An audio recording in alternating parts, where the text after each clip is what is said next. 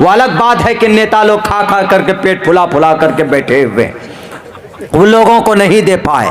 चूंकि इलेक्शन आएगा तो कहां से बांटेंगे पैसा, वोट लेने के लिए पैसा, वोट लोगों का वोट खरीदने के लिए पैसा दो, वोट लो।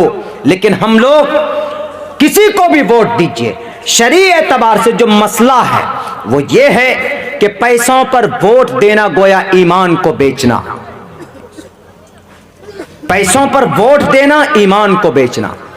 वोट शहादत है शरीयत की नजर में, गवाही, यानी आप किसको लीडर बना रहे हैं।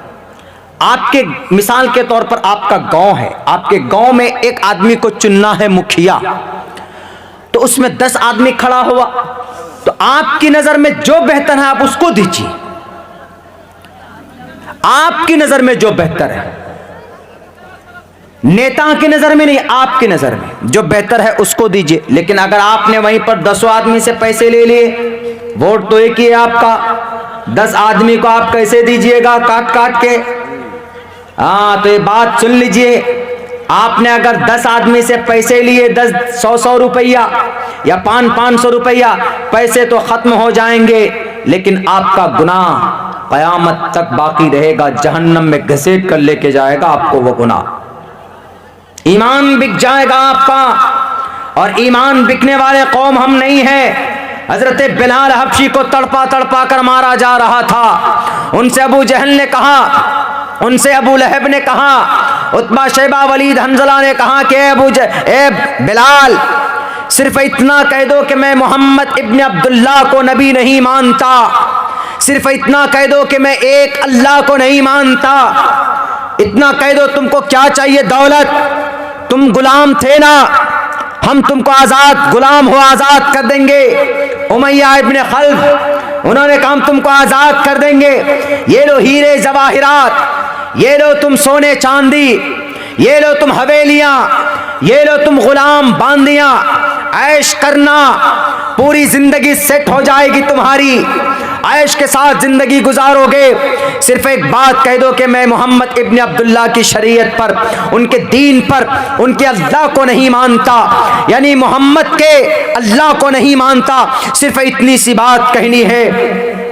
चाहते हजरत बिलाल हबशी मेरे भाइयों कह सकते थे कि नहीं कह सकते थे, लेकिन लुटते रहे, पिटते रहे। बिलाल हबशी को अरब कंट्री के अंदर वहां की रेतली जमीन जो होती है वो धूप में गर्म हो जाती थी, उसके नीचे उनको रखते थे, लिटाते थे, नीचे से एकदम जमीन तपी हुई, ऊपर से पत्थर का चट्टान ऐसे डाल देते थे ताकि वो हिल न पाए, नीचे से जमीन तपी हुई और ऊपर से पत्थर का चट्टान रखा जाता था। उनके जिस्म में एक मर्तबा तो सुराख किया गया, रस्सी उस सुराख में डाली गई, 2 दिन के बाद जब वो जम गया, जमने के बाद तब उसको खींचा जाता था। तब कहते थे कि ए बिलाल, एक मर्तबा ईमान का सौदा कर लो, एक मर्तबा तुम बोल दो कि मैं अल्लाह को नहीं मानता, मैं 360 बुतों को मानता हूं। लेकिन बिलाल हबशी तड़पते रहे, बिलाल हबशी रोते रहे, चीखते रहे, लेकिन उनकी जुबान से एक ही आवाज निकलती थी, पैसे लेकर अपने ईमान को बेचने वाले कौम हम नहीं हैं। बीबी सुमैया के जिस्म के टुकड़े किए गए, अपने ईमान का सौदा नहीं किया था। हजरत बिलाल हबशी ने कहा कि अबू जहल, ए उतबा, ए शैबा, ए उमैया इब्न खल्फ, कितने तरीके हैं तुम्हारे ऊपर जुल्म करने के, कर लो, आजमा लो। ये बिलाल, ये मत समझना कि ये गुलाम है, ये काला है, ये बदसूरत है, मैं दफन हो जाऊंगा मट्टी में, लेकिन मोहम्मद इब्न अब्दुल्लाह की लाई हुई शरीयत का सौदा नहीं कर सकता, मैं नहीं मिटा सकता। मैं अपने ईमान का सौदा नहीं कर सकता।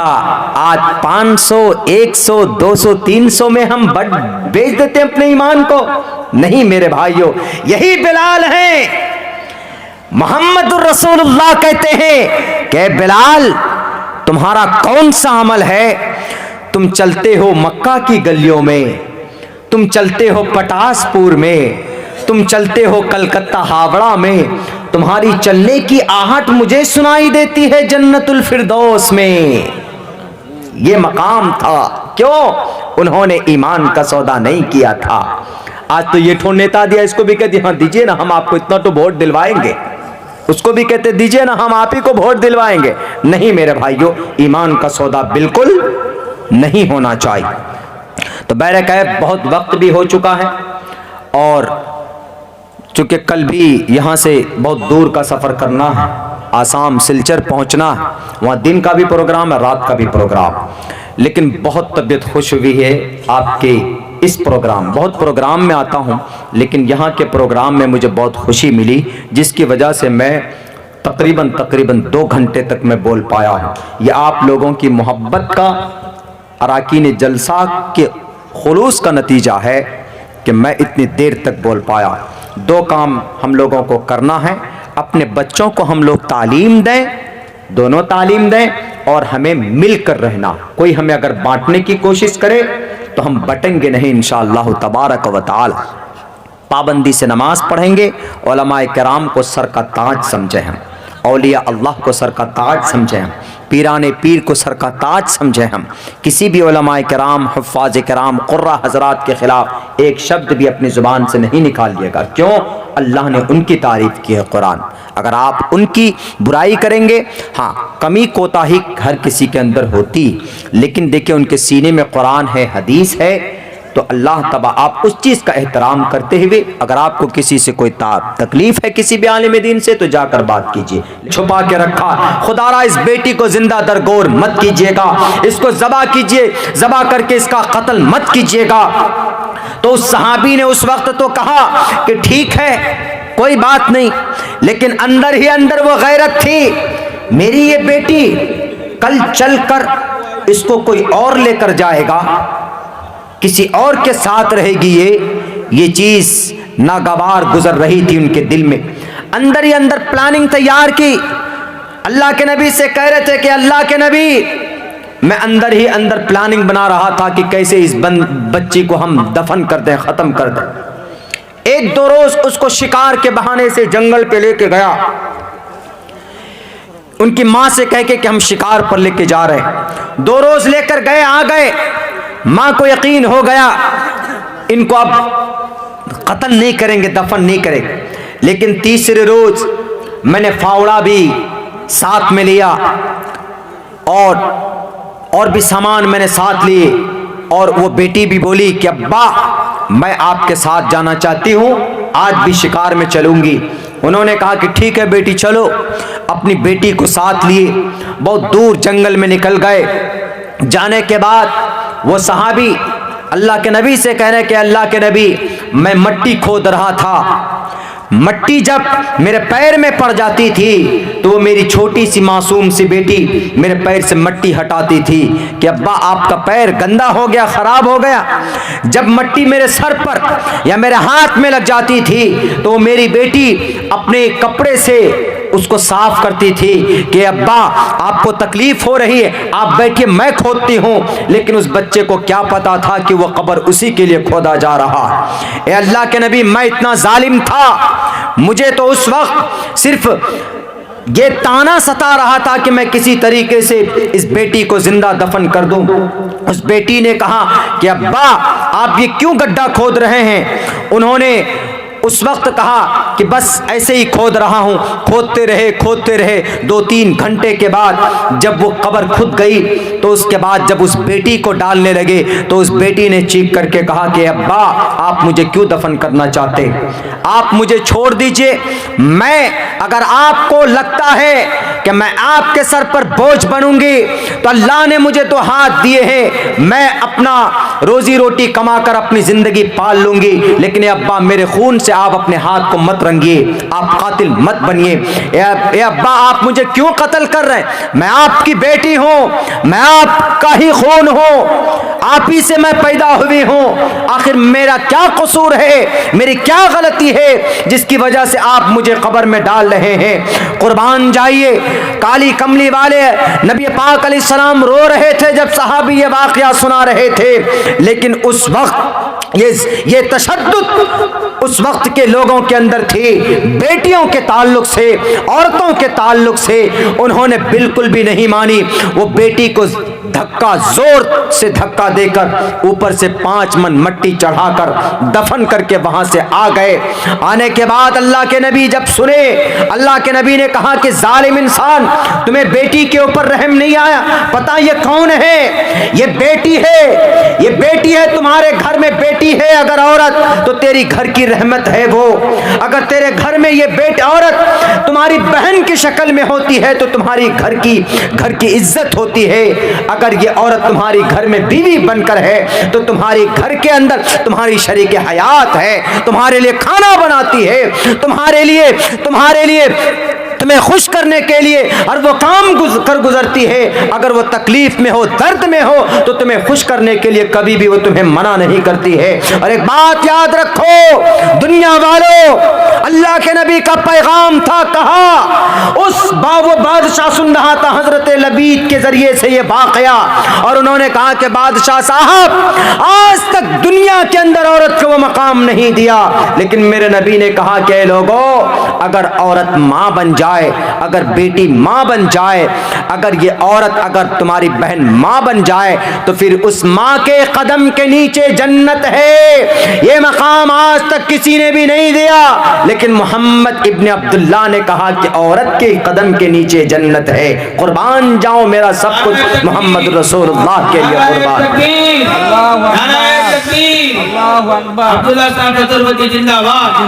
मेरे भाइयों, जब ये वाकया सुना उन्होंने, जियांग हुई चीन, नाम अजीब तरह होता है चीन के अंदर, जब ये सुना वाकया हजरत लबीद की जुबानी उस सहाबी का कि मेरे मोहम्मद, हमारे नबी ऐसे हैं, उनकी वजह से हमारे सर पे ताज है, हमारे पूरे बदन के ऊपर सफ़ेद कपड़े हैं, और हम 5 वक्त जो आप बोलते हैं ना कि दंड बैठक लगाते हैं, वो दंड बैठक नहीं, वो साष्टांग है। साष्टांग 100 अष्ट अंग, 8 अंग के जरिए से ईश्वर की भक्ति करना। 8 अंग के जरिए से ईश्वर की भक्ति कैसे होगी? 8 अंग के जरिए से ईश्वर की पूजा कैसे होगी? कोई नहीं बता सकता। एक ही जरिए से हो सकती, कब? जब आप नमाज में सजदे में जाते हैं। सजदे में जब आप जाते हैं तो दोनों आपके ये पैर के अंगूठे लगते हैं, फिर घुटना, उसके बाद फिर दोनों हाथ 6 हो गए, उसके बाद फिर नाक और पेशानी 6, 7, 1, 8, 100 अष्टांग। नमाज पर एतराज करने वाला उठाओ अपनी किताब, देखो 100 अष्टांग का तज़किरा है कि नहीं तुम्हारी ग्रंथों में। देखो प्रथमा दार का जीवा दियो दिदियन मुजियते का तज़किरा है कि नहीं ग्रंथों।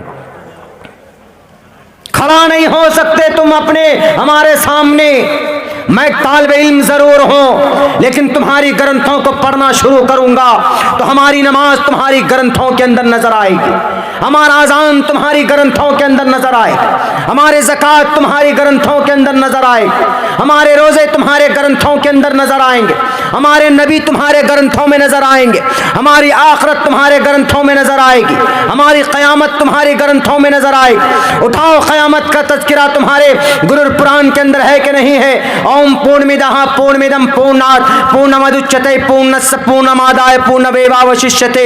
ओम शांति, ओम शांति, ओम शांति। उठाओ, हमारे सूरह फातिहा का तज़किरा तुम्हारे गायत्री मंत्र में है कि नहीं है? ओम भूर्भुवस्वः तत्सवितुर्वरेण्यं भर्गो दिसि दिवस्य धीमहि धियो यो नः प्रचोदयात्। उठाओ, आखिरत का तज़किरा, मरने के बाद दोबारा जिंदा होने का अकीदा हम रखते हैं, तो तुम्हारे ग्रंथों के अंदर है कि नहीं है? युनः पिता जनिता युविधाता धामानि वेद भूनानि विश्वा युदेवानाम नाम दायक इब्तम संप्रश्नम भूना यंतयन्या। उठाओ, एक अल्लाह का तज़किरा, हमारे एक अल्लाह के होने का अकीदा तुम्हारे ग्रंथों के अंदर मौजूद है कि नहीं है? लिंग चिदी शिखा नतस्य कच्चित पतरस्ती लुके न चिस्ताने वच्युतिस्य लिंगम सकारनम करनाधिपाधिपो न चास्य कच्चित जनिता नताधिपा।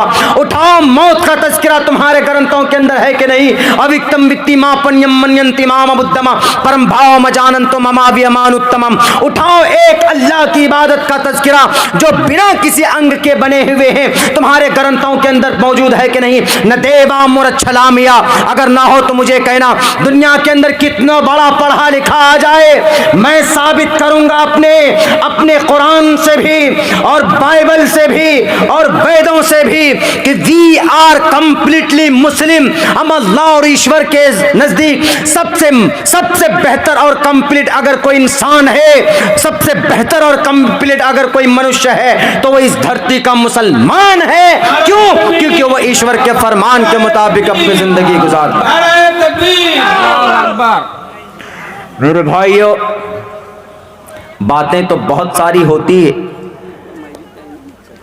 ये बातें उन तक पहुंचनी चाहिए। और ये वक्त ऐसा है हमारे और आपके लिए बड़ा चैलेंजिंग वक्त है।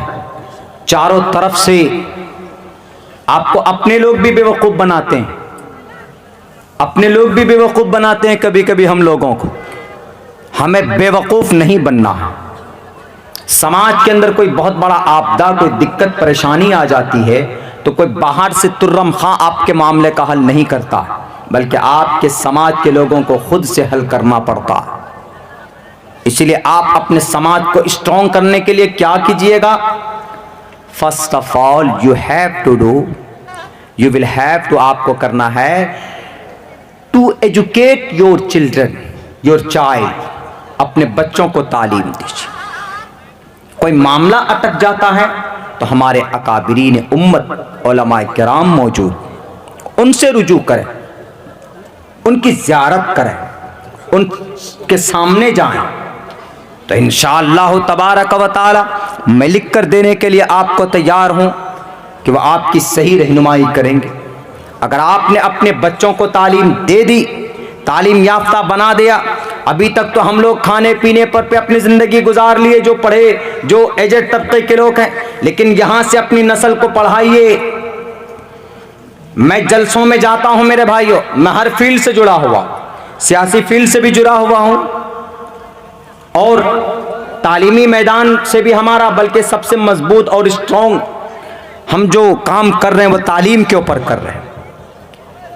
जलसों में जाता हूँ, लोग बुलाते हैं, तकाजा करते हैं, जिद करते हैं, इसरार करते हैं। जैसे आपके इस जलसे के अंदर हमारे भाई मुग़ल आज़म साहब, वो पूरे इस बंगाल के अंदर हमको अपनी गाड़ियों से घुमाते हैं और कलकत्ता के अंदर हम रुकते हैं। भाई तजम्मुल साहब जो हमारे बराबर में बैठे हुए हैं, और खड़गपुर के अंदर उलमाए किराम का बहुत बड़ा तबका है। आपके इस इलाके में बहुत तकरीबन 2, 2.5, 3 साल से हमारा आना जाना रहता है। लोग मोहब्बत से बुलाते हैं तो चले जाते हैं कि एक पैगाम दे दूं लोगों को, जो चीज़ मैंने पढ़ी हासिल की है वो आप तक पहुंचा दूं।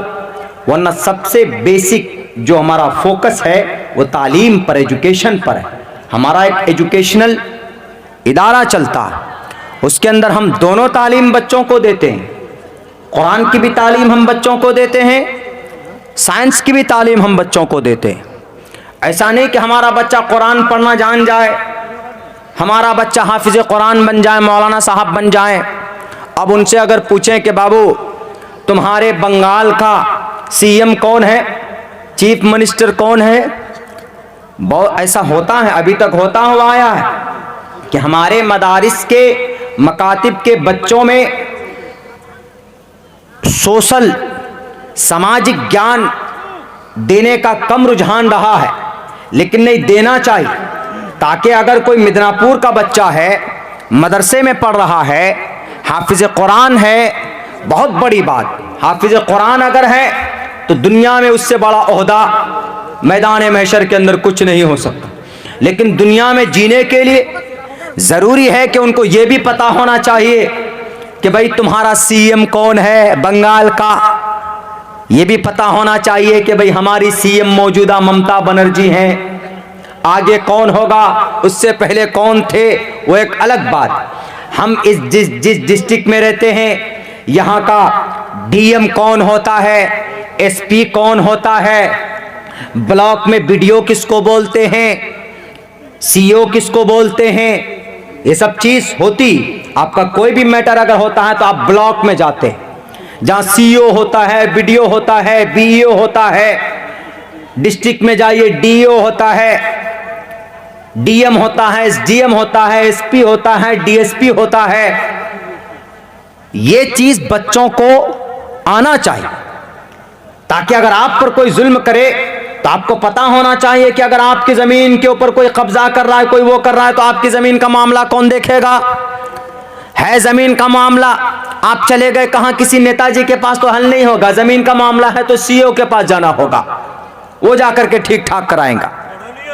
तो ये चीज है, अपने बच्चों को कुरान की तालीम के साथ साथ अपने बच्चों को दुनियावी तालीम भी नेसेसरी और जरूरी है, ताकि आपका बच्चा अगर कहीं जाए रास्ते में, सफर में, तो वहां लिखा हुआ क्या है रेलवे स्टेशन में, ये कौन सा डब्बा है, ये कौन सी बोगी है, ये कौन सा नंबर है, वहां पर बच्चा आपका लकीर का फकीर ना हो जाए। अगर आपका बच्चा एयरपोर्ट में जाए तो वहां पर बोर्डिंग पास कहां मिलता है, कहां पर सामान की चेकिंग होती है, सब कुछ लिखा हुआ होता है, पूछने में अजीब सी मालूम होती है। कम से कम इतनी तालीम अपने बच्चों को आप दीजिए, इंशाअल्लाह तबारक व तआला।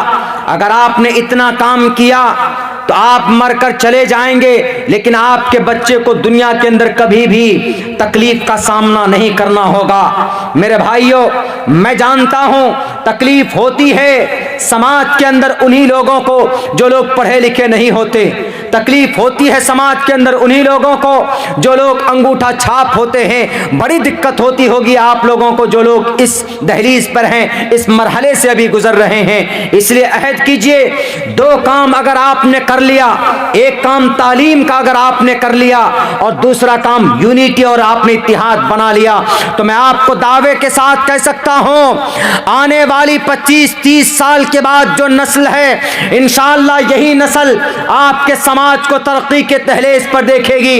इसलिए कि एजुकेशन, तालीम का मकसद ही वही है। The primary aim of education is to prepare and to qualify, तैयार होना अपने समाज, डेवलपमेंट, कल्चरल सोसाइटी, अपने सोसाइटी को, अपने इलाके को, गांव को ऊपर करने के लिए। अगर आपका बच्चा कोई पुलिस में चला जाएगा तो समाज का नाम होगा।